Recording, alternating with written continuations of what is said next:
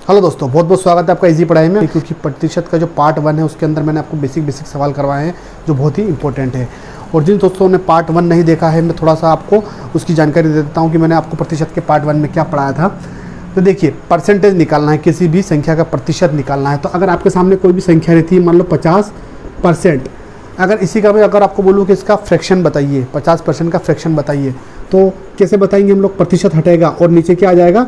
100 आ जाएगा। और इसको हम लोग काट के क्या बोल सकते हैं? 1/2। किसी भी संख्या का अगर आपसे फ्रैक्शन पूछे कि बताइए 25% का फ्रैक्शन कितना होता है, तो 25% का नीचे क्या आ जाएगा? 100 हटेगा। यहाँ से क्या आ जाएगा? ये आ जाएगा। प्रतिशत हट के नीचे क्या आ जाएगा? 100 आ जाएगा। और इसको काटेंगे तो क्या आ जाएगा? 1/4 आ जाएगा। ठीक है।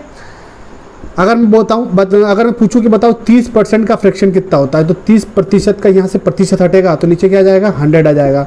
और ये जीरो से जीरो कैंसिल हो जाएगी, तो आंसर क्या आएगा? 3/10। ठीक है। किसी भी संख्या का फ्रैक्शन निकालना है और उसके बाद में हम लोग सवालों को करेंगे तो वो हमारे लिए ज़्यादा ईजी हो जाते हैं।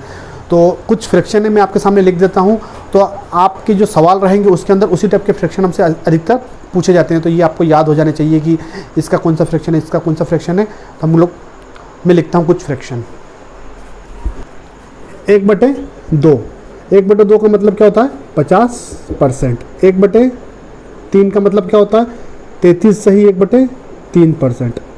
1/4 का मतलब क्या होता है? 25%। 1/5 का क्या मतलब होता है? 20%। 1/6 का मतलब क्या होता है? 16 सही 2/3%। 1/7 का क्या मतलब होता है?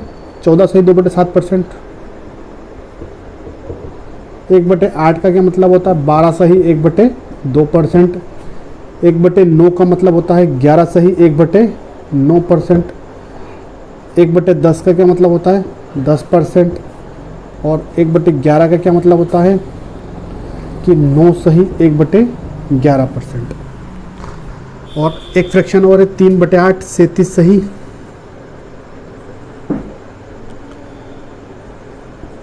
1/2%। 37 सही 1/2%। तो ये कुछ फ्रैक्शन है, ये आपको याद होने चाहिए कि 1/2 का मतलब क्या होता है? 50%। 1/3 का मतलब होता है 33 सही 1/4 का 25, 1/5 का 20, 1/6 का 16 सही 2/3, 1/7 का 14 सही 2/7, 1/8 का 12.5%, 1/9 का 11.9, 1/10 का 10% और 1/11 का 9.11%, है ना। तो इन फ्रैक्शनों में से ही अक्सर हमको क्वेश्चन में मिल जाते हैं और ये हमको याद रहते हैं, तो हम लोग चंद सेकंड के अंदर ही उसका आंसर निकाल देते हैं।